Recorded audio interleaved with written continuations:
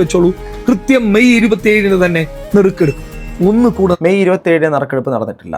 അതാണ് കമന്റ് ബോക്സിൽ ആൾക്കാർ തെറി പറയുന്നുണ്ട്. ഓക്കെ നറുക്കെടുത്തോ പക്കാവിടെ ഫലോ എൻ്റെ പൈസ താടാ പട്ടിന്ന് കമൻ്റാണ്, ഞാൻ ഇട്ടതല്ല. നീ പറയുന്നത് കേട്ട് ഞാൻ ഒരു ടിക്കറ്റ് എടുത്തു 27 എടുക്കുമെന്ന് നീയല്ലേ പറഞ്ഞത്, അതിനെക്കുറിച്ച് ആണ് എനിക്ക് അറിയേണ്ടത്.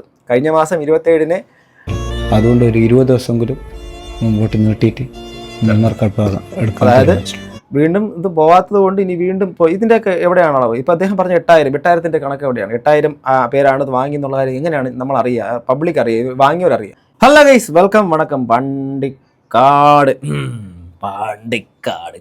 പാണ്ടിക്കാട് കുഞ്ഞൻ അതുമായിട്ട് ബന്ധപ്പെട്ടുള്ള വിഷയങ്ങളും നമ്മൾ ആ ഒരു ലക്കി ഡ്രോ സ്കാം ഇതൊക്കെ പറഞ്ഞു. ഞാനൊരു കമൻറ്റ് കാണിച്ചു തരാം. എൻ്റെ കമൻറ്റ് ബോക്സിൽ വന്ന കമൻറ്റാണ് എവിടെ നിന്നാണ് ഈ ഒരു സ്കാം സ്റ്റാർട്ടായി എന്നുള്ള കാര്യം. അതുപോലെ തന്നെ നമ്മുടെ കാതർ കരിപ്പൊടിക്ക് അത്യാവശ്യം നല്ല തെറിവിളി കേൾക്കുന്നുണ്ട്. അതെന്താണെന്നുള്ള കാര്യങ്ങളൊക്കെ ഞാൻ പറഞ്ഞുതരാം. പബ്ലിക്കായിട്ട് ഇപ്പോൾ കുറേ അധികം പബ്ലിക് കേരള അദ്ദേഹത്തിൻ്റെ ചാനൽ അദ്ദേഹത്തിനെയൊക്കെ ഒത്തിരി ചെറിയ രീതിയിൽ ടാർഗറ്റ് ചെയ്യുന്ന രീതിയിലേക്കുള്ള കാര്യങ്ങൾ വന്നിട്ടുണ്ട്. അത് ഡിസർവിങ് ആണോ ഇല്ലയോ എന്നുള്ള കാര്യം പിന്നാലെ ദിവസം നോക്കാം. എൻ്റെ കമൻറ്റ് ബോക്സിൽ ഇന്നലെ ഞാനിട്ട വീഡിയോയുടെ താഴെ വന്ന കമൻറ്റാണ്. ടി ഫാമിലിയുടെ പുതിയ അവരുടെ ഒരു ലക്കി ഡ്രോ നടക്കുന്നുണ്ട്, കറക്ക് പരിപാടി. Who started the scam in the first place? അതും കൂടി ശരത് പറയണം. എൻ്റെ കമൻറ്റ് ബോക്സ് വന്നാണ്, തീർച്ചയായും ചേച്ചി ഞാൻ കമൻറ്റിന് റിപ്ലൈയും കൊടുത്തിട്ടുണ്ടായിരുന്നു. അപ്പോൾ ഇതാരാണ് തുടക്കമിട്ടത് എന്നുള്ളതാണ്. തുടക്കമിട്ടത് ആരാണെന്ന് വെച്ച് കഴിഞ്ഞാൽ കേരളത്തിൽ ഇൻഫ്ലുവൻസേഴ്സ് കമ്മ്യൂണിറ്റി ഒരു കിക്ക് എന്ന് പറയുന്നൊരു സംഘടനയുണ്ട്. ആ സംഘടനയുടെ ഇപ്പം ഉദ്ദേശശുദ്ധിയെക്കുറിച്ചൊക്കെ ഞാൻ പറയാം, പക്ഷേ എങ്കിലും സ്കാം തന്നെയാണ്, അത്രേ പറയാൻ പറ്റുള്ളൂ. ബാക്കിയുള്ള കാര്യങ്ങളൊക്കെ എല്ലാം നമ്മുടെ ചുറ്റുപാടും വേദനിക്കുന്നവരും വിഷമിക്കുന്നവരും ദുരിതമനുഭവിക്കുന്നവരും രോഗികളും ക്യാൻസർ രോഗികളും മാറാവ്യാധികളുള്ള ആൾക്കാരും ഒക്കെ അവരുടെ ലൈഫിൻ്റെ അകത്തൊക്കെ എല്ലാവർക്കും ഇതുപോലുള്ള സാഹചര്യത്തിൽ ഇങ്ങനെ ഒരു ലക്കി ഡ്രോ നടത്തുക എന്നുള്ള കാര്യം ഈ രാജ്യത്തുള്ള നിയമവ്യവസ്ഥയും മറ്റുള്ള കാര്യങ്ങൾ നിലനിൽക്കുമ്പോൾ അതിനെ കാറ്റിൽ പറത്തിക്കൊണ്ടുള്ള ഒരു പരിപാടി ചെയ്യുന്നതിന് വേണോ വേണ്ടോ എന്നുള്ള കാര്യം അധികാരികൾ മറ്റുള്ളവരൊക്കെ നോക്കണം. അതുപോലെ ജനങ്ങളും മനസ്സിലാക്കിയിരിക്കണം. എന്താണ് കഴിഞ്ഞ ദിവസം നമ്മുടെ കാതർ കരിപ്പൊടി വീഡിയോ ഇട്ടിട്ടുണ്ട്, ആ വീഡിയോ ആദ്യം കാണാം. പാണ്ടിക്കാട് കുഞ്ഞനും നാസറും ഇതിലെ വിജയിയായിട്ടുള്ള സാപ്പിയും അടങ്ങുന്ന സംഘത്തിന്റെ ഈ ലക്കി ഡ്രോ തട്ടിപ്പാണോ എന്ന് ചോദിച്ചാൽ പോലും അതൊരു വലിയ കോമഡി ആയി പോകും. 100% ഉഡായിപ്പാണ്. ഓക്കെ, അതായത് മറ്റേ പാണ്ടിക്കാട് കുഞ്ഞൻ്റെ ആ ഒരു സംഭവം, ആ ഒരു ലക്കി ഡ്രോ തട്ടിപ്പാണെന്ന് പറയുന്നത് നമ്മുടെ കാതർ കരിപ്പൊടിയാണ്. കാതർ കരിപ്പൊടി എനിക്ക് നേരിട്ട് ബന്ധമുള്ള ആളാണ് കേട്ടോ. അപ്പം ഇത് കോണ്ടെക്സ്റ്റ് ആണ്. ഓക്കെ, കേൾക്കാം. പറ്റിക്കപ്പെട്ടു പോയിട്ടുള്ള 1000 രൂപ നൽകിയിട്ടുള്ള സാധാരണക്കാരായിട്ടുള്ള മനുഷ്യരുടെ അവസ്ഥ എന്താകുമെന്ന് ചോദിച്ചു കഴിഞ്ഞാൽ നിയമത്തിന്റെ വഴിയെ പോകാമെന്ന് പറയുന്നവരോടൊക്കെ പറയാനുള്ളത് അതിന് സമയമെടുക്കും, വർഷങ്ങളാകും, നീതി കിട്ടിയാൽ കിട്ടി. പക്ഷേ പൊതുജനങ്ങൾക്ക് ഇതിനൊരു പരിഹാരം കാണാൻ വേണ്ടിയിട്ട് സാധിക്കും. കാരണം ഞാനും ഇതുപോലെയുള്ള ഒരു ലക്കി ഡ്രോ ഒരു രോഗിക്ക് വേണ്ടിയിട്ട് ചെയ്തിട്ടുണ്ട്. അതിന്റെ റിസൾട്ട് വരാൻ നിൽക്കുന്നതേ ഉള്ളൂ. അതുകൊണ്ട് ഓക്കെ, ഒരു രോഗിക്ക് വേണ്ടിയിട്ട് കാതർ കരിപ്പൊടി നടത്തിയ ലക്കി ഡ്രോയെ കുറിച്ച് കരിപ്പൊടി പറയുന്നതാണ് നിങ്ങൾ കേൾക്കുന്നത്. ഓക്കെ, ശ്രദ്ധിച്ചേക്കും. ഈ മേഖലയിൽ ഒരു സുതാര്യത വേണം. അതിനാൽ തന്നെ ഈ മേഖല എന്നൊരു മേഖല അത് ഗവൺമെന്റിന് മാത്രമുള്ളൊരു മേഖലയാണ്. ഈ മേഖലയിലേക്ക് ഒരാൾക്കും ഒന്നും ചെയ്യാൻ പറ്റത്തില്ല.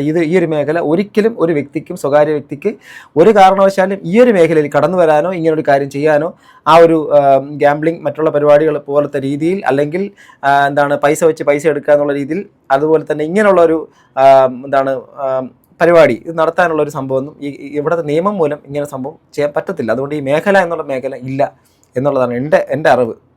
ആപ്പിയുടെ ഒരു വീഡിയോ കാണിച്ചിട്ട് എനിക്ക് നാസറിനോടും കുഞ്ഞാനോടും ഒരു ചോദ്യം ചോദിക്കാനുണ്ട്. ഇത് നിങ്ങൾ ആക്സെപ്റ്റ് ചെയ്യുമോ? പിന്നെ വെച്ചാൽ നമ്മളിപ്പോ എന്താ വെച്ചാൽ ഇവിടെ വന്ന് നിൽക്കാനോ നമ്മൾ പോകില്ല. കാരണം വെച്ചാൽ നമുക്കിപ്പോ നാട്ടില് വീടും കാര്യങ്ങളും ഉണ്ട്, ബിസിനസ്സും കാര്യങ്ങളൊക്കെ നാട്ടിൽ. അതായത് സാപ്പിക്ക് ഈ വീട് വേണ്ട എന്നാണ് ചുരുക്കം. ഈ വീട് സാപ്പി എടുത്താൽ തന്നെ അത് വലിയൊരു നാണക്കേടാണ്. സാപ്പി ഈ വീട് തിരിച്ച് നാസറിന് കൊടുക്കുമെന്നുള്ളതാണ്. നാസറിനോടും കുഞ്ഞാനോടും എനിക്ക് പറയാനുള്ളത്, വീട് തിരിച്ചു കിട്ടിയാൽ വീണ്ടും ഒരു നെറുക്കെടുപ്പ് നടത്താൻ നിങ്ങൾ തയ്യാറാണോ?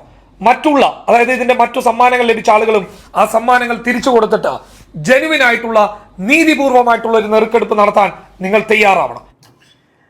ആക്ച്വലി ഇപ്പം എൻ്റെ അറിവ് വെച്ചിട്ടാണെങ്കിൽ ഈ പറയുന്ന പാണ്ടിക്കാട് കുഞ്ഞനാണെങ്കിലും ഈ പറയുന്ന ആൾക്കാരായിട്ടൊക്കെ ആണെങ്കിലും കാതർ കരിപ്പൊടിയും അതുപോലെ തന്നെ ഈ പറഞ്ഞ ഇവരുടെ സംഘടനയായിട്ടൊക്കെ നല്ല ബന്ധം ഉണ്ടാവാനുള്ള സാധ്യത വളരെ കൂടുതലാണ്. അങ്ങനെയാണെങ്കിൽ ഇവരെല്ലാവരും കൂടെ ചേർന്നുകൊണ്ട് അടുത്തിന് ഈ ഒരു നറുക്കെടുപ്പ് എടുക്കണം എന്നുള്ളൊരു സംഭവത്തിൽ ബന്ധപ്പെട്ടിട്ടായിരിക്കും കാതർ കരിപ്പൊടി ഇപ്പോൾ ഈ പബ്ലിക്കിൽ ഈ ഒരു വീഡിയോ ഇങ്ങനെ ചെയ്യേണ്ടി വന്നതെന്ന് എനിക്ക് തോന്നുന്നു. അല്ലെങ്കിൽ വിളിച്ച് പറഞ്ഞാൽ പോലെ അവരെ എനിക്ക് പബ്ലിക്കായിട്ടാണ് ഈ ഒരു വീഡിയോ വന്നേക്കുന്നത്. നമുക്ക് ഇതിൻ്റെ ഒരു കമൻറ്റ് ബോക്സ് നോക്കാം, എന്നിട്ട് ബാക്കിയുള്ള കാര്യങ്ങളൊക്കെ പറയാം. നിങ്ങൾ നടത്തുന്നത് പബ്ലിക്കായിട്ട് കാണിക്കണം എന്ന് ആൾക്കാർ പറയുന്നു. നീ പറയുന്നത് കേട്ട് ഞാൻ ഒരു ടിക്കറ്റ് എടുത്തു 27 എടുക്കുമെന്ന് നീയല്ലേ പറഞ്ഞത്, അതിനെക്കുറിച്ച് ആണ് എനിക്ക് അറിയേണ്ടത്. കഴിഞ്ഞ മാസം 27 ടിക്കറ്റ്, അതായത് ഇദ്ദേഹം അഥവാ കാതർ കരിപ്പൊടി മുന്നിട്ടിറങ്ങി നടത്തി, അതിനെ ഞാൻ പിന്നാലെ കാണിക്കാം വീഡിയോ. അതിൻ്റെ എന്തായി എന്നുള്ള കാര്യം കാദർ കരിപ്പൊടിയോട് ഇപ്പോൾ ചോദിക്കുകയാണ്. ഇതാ കേൾക്കുക, ഡേയ് നീ പറയുന്ന കേട്ട് ഞാനൊരു ടിക്കറ്റ് എടുത്തു, 27-ന് എടുക്കുമെന്നല്ലേ നീ പറഞ്ഞത്, അതിനെക്കുറിച്ചാണ് എനിക്കറിയേണ്ടതെന്ന് കാദർ കരിപ്പൊടിയോട് ചോദിക്കുന്നുണ്ട്. ഒന്ന് പോടോ, താനും ഉടായ്പ തന്നെ, യു ആൾസോ കെയർഫുൾ, സാപ്പിയലോടോ ഷാഫി, കേസിന് സമയമെടുക്കും എന്നൊക്കെ പറഞ്ഞു. ആരായി പറയണേ? രോഗീൻ്റെ കയ്യിൽ നിന്ന് പൈസ വാങ്ങി വീഡിയോ ഇട്ട നിനക്കാണോ സുതാര്യത വേണ്ട നാറിക്കരിപ്പൊടി എന്നൊക്കെ പറയുന്നു. അദ്ദേഹത്തിന് അനാവശ്യം പറയുന്നതിനോട് ഞാൻ യോജിക്കുന്നില്ല. നമ്മുടെ കോൺടാക്സിൽ നിന്ന് സംസാരിക്കുക. കാദർ ഭായിയുടെ വിശ്വസ്തതയിൽ ഞാൻ ടിക്കറ്റ് എടുത്തിട്ടുണ്ട്. ഈ തട്ടിപ്പിൽ നീ ഉടായ്പല്ലേ കരിപ്പൊടി, ഇവനിട്ട ട്രൗസർ ബാക്കിയോടാണ് കീറിയ കളസം, നീയും വീഡിയോ ചെയ്തില്ലേ അതിൽ. ഓക്കെ, അതായത് സീരിയസ്ലി ഇതിനകത്ത് അദ്ദേഹവും ഓഫ് കോഴ്സ് അദ്ദേഹത്തിൻ്റെ മേലിൽ ചോദ്യം വരും. അദ്ദേഹവും ആ ഒരു പരിപാടി ചെയ്തിട്ടുണ്ട്. എന്നിട്ട് അദ്ദേഹം മറ്റുള്ള ആൾക്കാർ ഇങ്ങനെ ചെയ്തിട്ടുണ്ടെന്ന് ഉള്ളൊരു കാര്യം ചൂണ്ടിക്കാണിക്കുന്നതിന് നമുക്ക് ശരിക്കും പറഞ്ഞാൽ ഒരു ഒരു വൈരുദ്ധ്യം തന്നെയാണ്. ഇനി നമുക്ക് ആ ഫസ്റ്റ് വീഡിയോയിലേക്ക് പോവാം. കാദർ കരിപ്പൊടിയിട്ട ആദ്യ വീഡിയോയിലേക്ക് പോവാം. ഞാൻ ആഗ്രഹിച്ച് കെട്ടിയ വീടാണ്, കടം തീർക്കാൻ ഇതല്ലാതെ വേറെ വഴിയില്ല. ആഗ്രഹിച്ച് കെട്ടിയ വീട് ലോകത്ത് ആദ്യമായിട്ടൊരു വ്യക്തി കടം തീർക്കാൻ വേണ്ടിയിട്ട് വിൽക്കുന്നതൊന്നുമല്ല. കടം തീർക്കാൻ വേണ്ടിയിട്ട് വീട് വിറ്റവരും, വീട് വിൽക്കാൻ വേണ്ടിയിട്ട് പറ്റാതെ ആത്മഹത്യ ചെയ്തവരും, അതുപോലെ തന്നെ വീട് വിൽക്കാതെ ഇങ്ങനെ നീണ്ടു പോകുന്ന രീതിയിലുള്ള സാഹചര്യങ്ങളും സാമ്പത്തിക ഭദ്രത നഷ്ടപ്പെട്ടവരും ഒക്കെ സമൂഹത്തിൻ്റെ അകത്ത് ഇഷ്ടം പോലെ ഉണ്ട്. കടം തീർക്കാത്തവരുടെ കടം തീർക്കാൻ വേണ്ടിയിട്ട് വീട് ഈ പറഞ്ഞ ലക്കി ഡ്രോ വെച്ചിട്ട് അതിൽ നിന്ന് കോടികൾ സമാഹരിച്ചുകൊണ്ട്, രോഗത്തിൻ്റെ കാര്യമൊക്കെ പറഞ്ഞുകൊണ്ട് കോടികൾ സമാഹരിക്കുന്ന ഒരു പരിപാടി, ആ ഒരു പരിപാടിയിലൂടെ ആർജിക്കുന്നതിനകത്ത് ഒരു ആയിരക്കണക്കിന് 10,000-കണക്കിന് ആൾക്കാരുടെ കയ്യിൽ നിന്ന് നിസ്സാരമായിട്ടുള്ള 1000 രൂപ എന്ന് പറഞ്ഞുകൊണ്ട് പോകുന്നത് അതൊരു സ്കാമാണ്. അതാര് ചെയ്തിട്ടുണ്ടെങ്കിലും ആ സ്കാം ഇതിപ്പോൾ കാദർ കരിപ്പൊടി ചെയ്യുന്നതും അത് തന്നെയല്ലേ? അല്ലാതെ എങ്ങനെ പറയാൻ വേണ്ടിയിട്ട് പറ്റും? എനിക്ക് കാദർ കരിപ്പൊടി എന്ന് പറയുന്ന വ്യക്തിയോട് എനിക്ക് യാതൊരു തരത്തിലുള്ള ഡിസ്റെസ്പെക്റ്റോ വ്യക്തിപരമായിട്ടുള്ള ഒരു അകൽച്ചയില്ല. പക്ഷേ ഈ ഒരു കാര്യത്തിൻ്റെ അകത്ത് അദ്ദേഹം ഈ ഒരു കാര്യം ചെയ്യുന്നത് ശരിക്കും പറഞ്ഞ ഒരു സ്കാമാണ്, ഒരു സ്കാം പ്രൊമോഷനാണ് നടക്കുന്നത്. അതിന് നമുക്ക് അക്സെപ്റ്റ് ചെയ്യേണ്ട കാര്യമുണ്ടോ? ഇതാണ് വീട്. നിവൃത്തികേട് കൊണ്ടാണ് ഇങ്ങനെ ഒരു വീഡിയോ ചെയ്തത്, വേറൊരു വഴിയും ഇല്ലാത്തതുകൊണ്ടാണ്. നിങ്ങൾക്ക് ഈ മെഡിക്കരി കേമാട് ഭാഗത്തുള്ള ആരോടും ഇസ്മായിലിനെ കുറിച്ച് ചോദിച്ചു കഴിഞ്ഞാൽ ഒരു കുറവ് പോലും പറയാനുണ്ടാകും. കാരണം അത്രയും നല്ല രീതിയിൽ ജീവിച്ച ഒരു മനുഷ്യനാണ്. കാരണം 2 കോടിക്ക് മുകളിൽ കടം വന്നത് കൊണ്ട് മാത്രമാണ്, അത് ഈ വീട് വിറ്റ് കഴിഞ്ഞാൽ കിട്ടാത്തത് കൊണ്ട് മാത്രമാണ് ഇങ്ങനെ ഒരു ലക്കി ഡ്രോ സിസ്റ്റം ചെയ്യുന്നത്. വേറെ വീട് വിറ്റാൽ കിട്ടത്തില്ല, വീട് വിറ്റാൽ ഈ പറഞ്ഞ എമൗണ്ട് കിട്ടത്തില്ല. അപ്പോൾ പിന്നെ ലക്കി ഡ്രോയിലൂടെ ആ പൈസ സമാഹരിക്കും എന്ന് പറയുമ്പോഴേക്കും ഒരാൾ ഒരു വീട് വാങ്ങുമ്പോഴേക്കും വില കുറയ്ക്കും. നമുക്ക് എല്ലാവർക്കും അറിയാം, അതാണ് റിയൽ എസ്റ്റേറ്റിൻ്റെ പരിപാടി.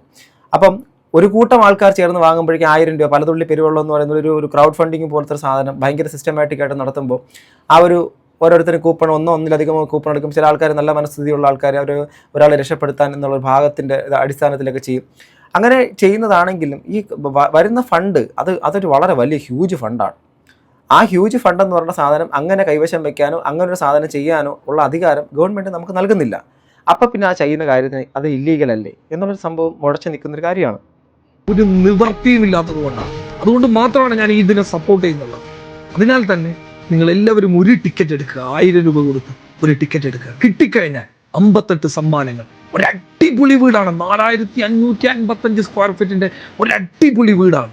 കാണാൻ നല്ല ഭംഗിയുള്ള വീടാണ്, നല്ല ആംബിയൻസ് ഉള്ള വീടാണ്. അതോടൊപ്പം തന്നെ ഒരു നല്ല അടിപൊളി കാറ്, സ്കൂട്ടർ, 58 സമ്മാനങ്ങളോടൊപ്പം സ്വർണ്ണ നാണയങ്ങൾ, ഫ്രിഡ്ജ്, വാഷിംഗ് മെഷീൻ എല്ലാം ഉണ്ട്. ഈ വരുന്ന മെയ് 27-ന് തന്നെ നെറുക്കെടുക്കുന്നതാണ്. ഡേറ്റ് ഓർമ്മ മെയ് 27. ഇതേത് മാസമാണ്? ഇത് ജൂൺ മാസം. ഇന്ന് ഞാനിപ്പോൾ സംസാരിക്കുന്ന 1-ാം തീയതി.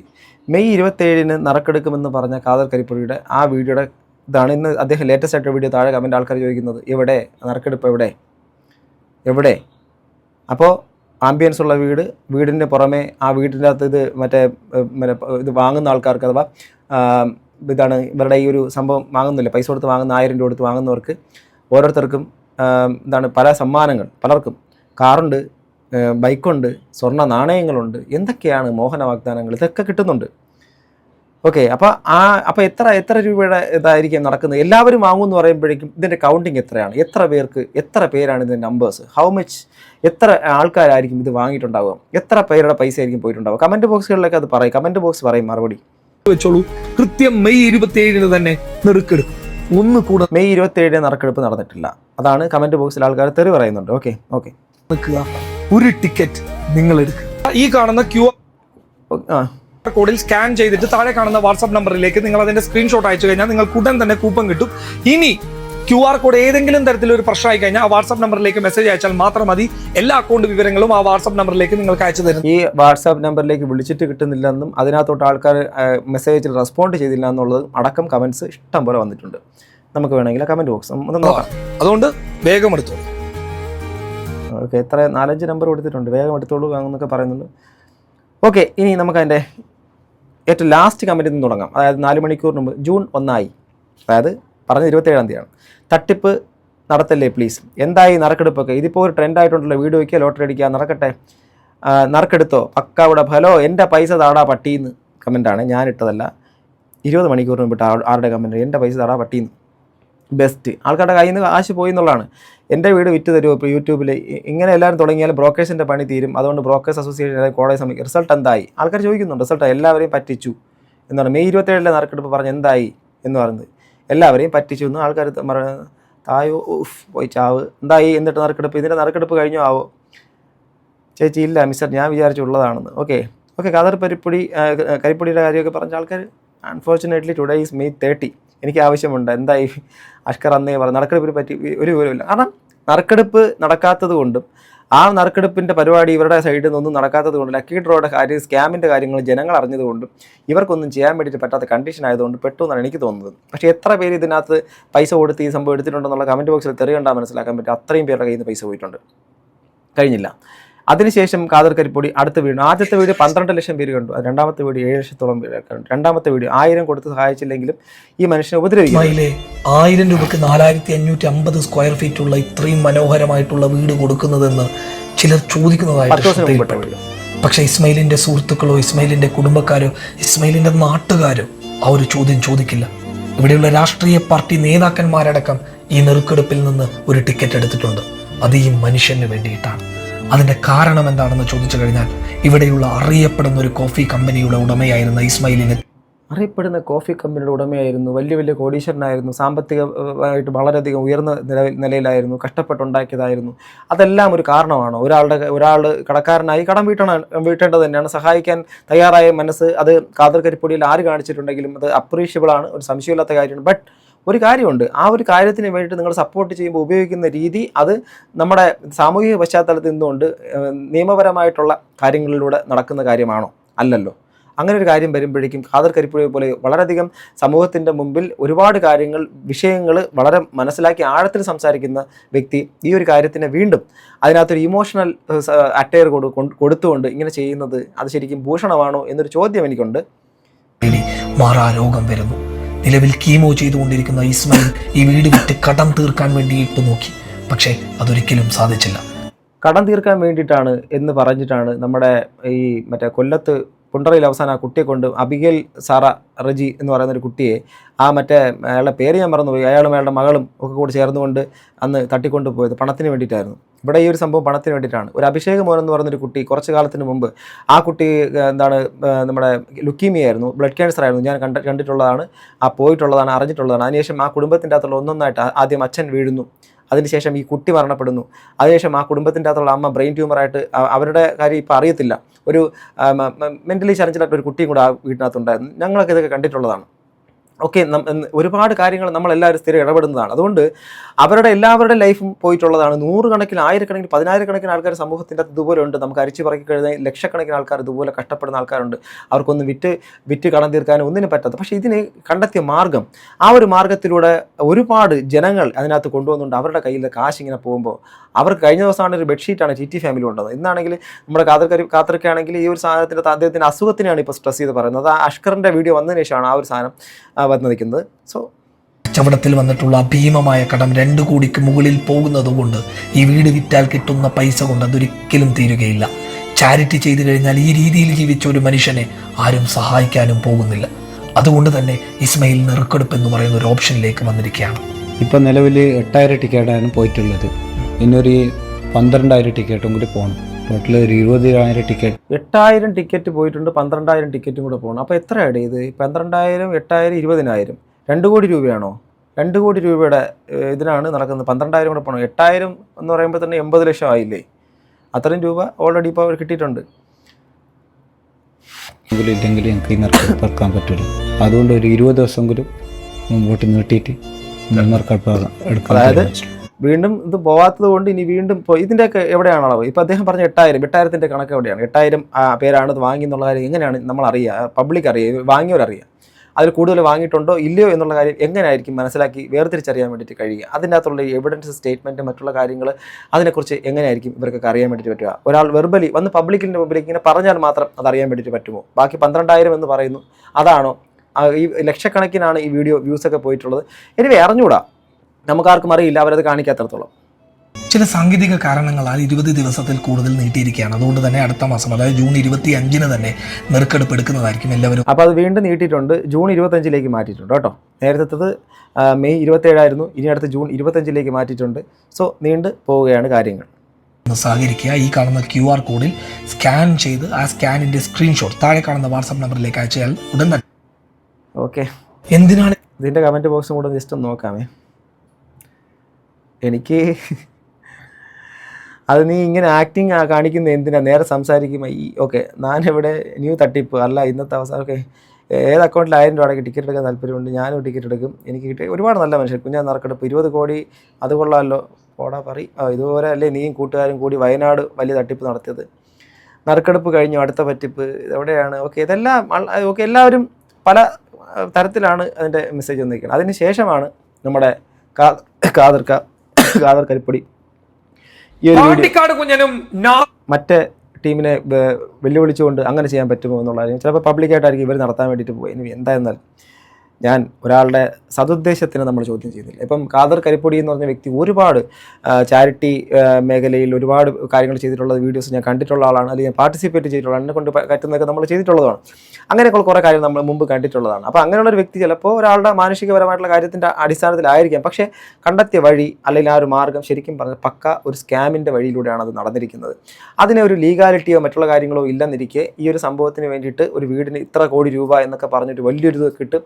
അതിനകത്ത് ഇത്ര പേര് വാങ്ങി ടോക്കൺ എടുത്തു, ഇത്രയും പേര് വാങ്ങിച്ചിട്ടില്ല എന്നൊക്കെ പറയുമ്പോൾ അതിനൊരു വ്യക്തത ഒന്നും ഇല്ലാതിരിക്കെ എങ്ങനെയായിരിക്കണം ഇത് സമൂഹം വിശ്വസിക്കേണ്ടത് എന്നുള്ളൊരു കാര്യം ചോദ്യചിഹ്നം. അത് കാദർ കരിപ്പൊടിയെ പോലെ ഒരു പബ്ലിക് നിൽക്കുന്ന ഒരാളുടെ ക്രെഡിബിലിറ്റിയെ, അന്തസത്തയെ ചോദ്യം ചെയ്യുന്ന രീതിയിലേക്കുള്ളൊരു കാര്യമായി പോയി എന്നുള്ളതാണ് അൺഫോർച്ചുനേറ്റ്ലി എനിക്ക് പറയാനുള്ളത്. എനിവേ എന്തായിരുന്നാലും ബാക്കിയുള്ള കാര്യങ്ങളൊക്കെ നടക്കട്ടെ. ഒരാളുടെ അസുഖമാണ്, അസുഖത്തിന് നമുക്ക് ആർക്കും ഒന്നും പറയാൻ പറ്റത്തില്ല. പക്ഷേ ഞാൻ ഇപ്പോഴും സ്റ്റിൽ ഞാൻ പറയുന്നു, മറ്റുള്ള ഇപ്പോൾ പാണ്ടിക്കാട് കുഞ്ഞിനെ കുറിച്ചോ മറ്റുള്ളവരെ കുറിച്ചോ നമുക്ക് ഈ ഒരു കാര്യം ചെയ്തിട്ട് അവരെക്കുറിച്ച് നമുക്ക് കുറ്റപ്പെടുത്താൻ നിങ്ങൾക്ക് പറ്റുമോ എന്നുള്ള കാര്യത്തിനെക്കുറിച്ച് എനിക്ക് സംശയമുണ്ട്. കാരണം ഒരു കേരളത്തിൻ്റെ തന്നെ ഒരുപാട് ഇൻഫ്ലുവൻസേഴ്സ് പങ്കെടുക്കുന്ന ഒരു വളരെ വലിയൊരു സംഘടനയുടെയൊക്കെ മേളിലിരിക്കുന്ന ആൾക്കാർ തന്നെ ഇങ്ങനെയുള്ളൊരു കാര്യം ഒരു എന്താ പറയുക അത്രത്തോളം ചിന്തയില്ലാതെ ചെയ്തതുപോലെ ഒരു തോന്നിപ്പിക്കുന്ന കാര്യം. അങ്ങനെയാണെങ്കിൽ നമുക്ക് നിങ്ങളുടെ മുമ്പിലേക്ക് ഇനി ഒരുപാട് പേര് വരും, ഞങ്ങൾക്ക് ഇതുപോലൊരു അവസ്ഥയുണ്ട്, ഞങ്ങൾക്ക് ഇതുപോലെ ചെയ്തു തരുമോ എന്ന് ചോദിച്ചാൽ എന്തായിരിക്കും കാദർ കരിപ്പൊടിയെ പോലുള്ള ആൾക്കാരുടെ മറുപടി? ചെയ്യുമോ? അതോ ഇതുപോലുള്ള ആൾക്കാർക്ക് വളരെ വേണ്ടപ്പെട്ടവർക്ക് വേണ്ടിയിട്ട് മാത്രമായിരിക്കുമോ എന്നുള്ള ചോദ്യങ്ങൾ വരും. സോ എന്തായിരുന്നാലും പ്രിയപ്പെട്ടവരെ, നിങ്ങളുടെ അഭിപ്രായം താഴെ കമന്റ് ബോക്സിൽ രേഖപ്പെടുത്തുക. ഈ സമയത്ത് എനിക്ക് പറയാനുള്ളത്, ഇതെല്ലാം കണ്ടിട്ടും പഠിക്കാത്ത ആൾക്കാർക്ക് നിങ്ങൾ പഠിക്കരുത്, നിങ്ങൾ വീണ്ടും ഇതിലേക്ക് ചെന്ന് വീഴുക എന്ന് മാത്രമേ പറയാനുള്ളൂ. ഒരാളെ സഹായിക്കുന്ന നിങ്ങളുടെ നല്ല മനസ്സിനെ ഞാൻ എപ്പോഴും ബഹുമാനിക്കുന്നു. പക്ഷേ നല്ല മനസ്സിനെ ബഹുമാനിക്കുമ്പോഴും അതിൻ്റെ പിന്നിൽ എന്തെങ്കിലുമൊക്കെ ഉണ്ടോ എന്നുള്ള കാര്യങ്ങളും കൂടെ എല്ലായിടത്തും, ഇപ്പോൾ ഈ ഒരു കേസിലല്ല ഞാൻ പറഞ്ഞ, ഇപ്പം പാണ്ടിക്കാട് കുഞ്ഞിൻ്റെ കേസാണെങ്കിൽ TT ഫാമിലിയുടെ ആണെങ്കിൽ ഇതിൻ്റെയൊക്കെ തുടക്കം എന്ന് പറഞ്ഞ ആ കമൻറ്റ് ബോക്സിലിട്ട കമൻറ്റിൻ്റെ തുടക്കം എന്ന് പറയുന്നത് പബ്ലിക് കേരളയിൽ വന്നേക്കുന്ന ഈ ഒരു സാധനമാണ്. ഓക്കെ, ഇനി ഒരുപാട് പേര് വരാൻ സാധ്യതയുണ്ട് ഇങ്ങനെ ഈ ഒരു മേഖലയിലേക്ക്. കാരണം വിൽക്കാൻ വേണ്ടിയിട്ട് ഇട്ടേക്കുന്ന വീടുകളൊക്കെ ഇനി ഒരുപാട് കാലത്ത് ഇനി ഈ ഒരു പരിപാടിയിലൂടെ നടത്തി കഴിഞ്ഞാൽ ലക്കി ഡ്രോ വെച്ചാൽ മതി, ഇഷ്ടം പോലെ ആൾക്കാരെ കൊണ്ട് ഇത് എടുപ്പിച്ചിട്ട് 1000 രൂപയിൽ നഷ്ടപ്പെടുന്നുള്ളൂ. ചിലപ്പോൾ ഒരാൾ കിട്ടുമല്ലോ. ഈ കിട്ടുന്നതിൽ ഇപ്പോൾ ഒരു ഉടായ്പാണ് നമ്മളിപ്പോൾ കണ്ടുകൊണ്ടിരിക്കുന്നത്. സോ ബാക്കിയെല്ലാം കാത്തിരുന്ന് കാണേണ്ടതാണ്. സോ നിങ്ങളുടെ അഭിപ്രായം താഴെ കമന്റ് ബോക്സിൽ അടുത്തൊരു വീഡിയോ വീണ്ടും കാണും. ബൈ.